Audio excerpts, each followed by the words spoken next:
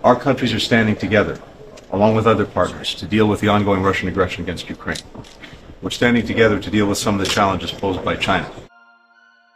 Amerika Serikat dan Italia memperkuat aliansinya dalam pertemuan G7 yang berlangsung di Fiuggi, Italia pada tanggal 25 hingga 26 November 2024 lalu.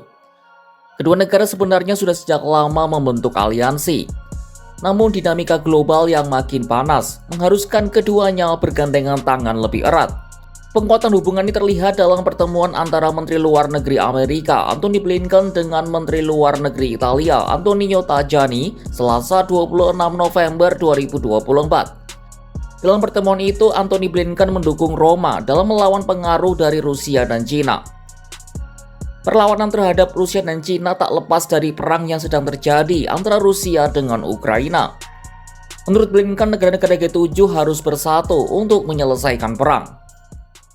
Well, thank you, my friend, and I think I can simply say that I subscribe to everything the Foreign Minister said. Simply put, the relationship, the partnership between Italy and the United States has never been stronger. And that's a tribute to Italy's leadership. It's a tribute to the strong leadership of Prime Minister Meloni, my friend, the Foreign Minister, and we see that, of course, through Italy's G7 year.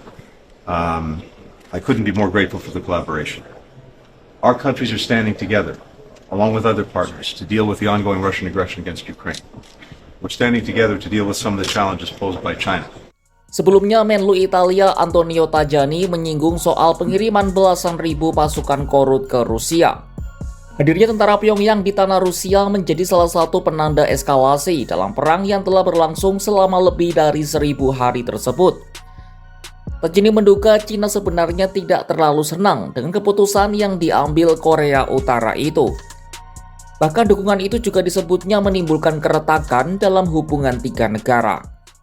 Nel documento è scritto in maniera molto chiara che i cinesi non devono dare alcun supporto militare ai russi. In tutti gli incontri che abbiamo avuto hanno sempre negato i cinesi di dare supporti diretti.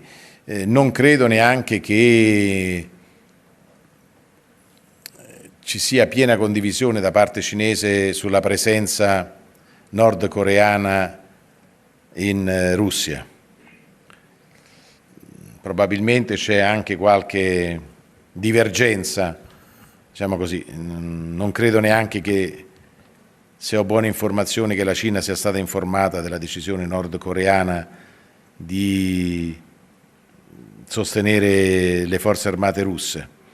E quindi certamente per informazioni e anche durante il dibattito è emerso che qualche crepa si è creata, quindi non credo che la Cina sia particolarmente soddisfatta della decisione.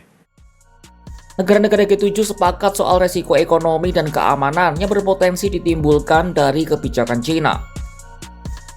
Antony Blinken meminta Beijing untuk menengahi Rusia, Korea Utara, dan Ukraina agar mencapai resolusi perang yang telah berlangsung lebih dari 1000 hari. Ia juga meminta Beijing untuk menangani situasi hak asasi manusia di Hong Kong, Tibet, dan Xinjiang.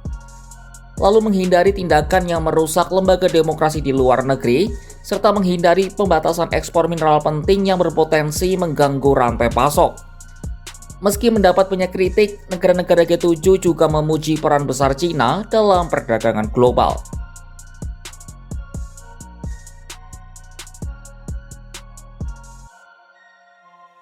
Selain soal perang Rusia-Ukraina, pertemuan G7 tersebut juga membahas soal perkembangan gencatan senjata di Timur Tengah. Antony Blinken menyebut perjanjian gencatan senjata antara Israel dan Hizbullah akan berdampak signifikan pada perang di Gaza. Ia menyebut Hamas sejak awal telah mengupayakan keterlibatan pihak lain dalam pertempuran dan menciptakan banyak front untuk memastikan Israel bertempur di banyak tempat. Hal itu menjadi salah satu alasan Hamas menahan diri untuk mengakhiri perang. Because one of the things that Hamas has sought from day one is to get others in on the fight, to create multiple fronts, to make sure that Israel was having to fight in a whole series of different places. And as long as it's thought that that was possible, that's one of the reasons it's held back from doing what's necessary to end the conflict.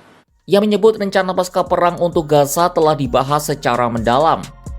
Pihaknya akan melakukan diskusi selama beberapa minggu mendatang dan membicarakannya dengan pemerintahan mendatang di bawah kuasa Donald Trump. Sementara Tajani juga menyebut gencatan senjata antara Israel Hizbullah sudah mendekati titik akhir. Italia disebutnya terlibat aktif dalam kesepakatan pasca perang, mengingat negara itu juga tergabung dalam struktur pasukan penjaga perdamaian PBB di Lebanon alias ODIVEL. Pertemuan negara-negara G7 dimanfaatkan oleh Amerika dan Italia untuk memperkuat aliansi. Aliansi ini ditujukan untuk melawan pengaruh Rusia dan Cina dalam dua konteks yang berbeda. Rusia dalam konteks perang dan Cina dalam konteks ekonomi. Aliansi ini juga penting mengingat negeri Paman Sam akan segera berganti pemerintahan, sehingga keduanya berharap persaudaraan tersebut tak putus meski pemimpin mereka berganti. Saksikan perkembangan isu internasional hanya di kanal YouTube Kompas.com.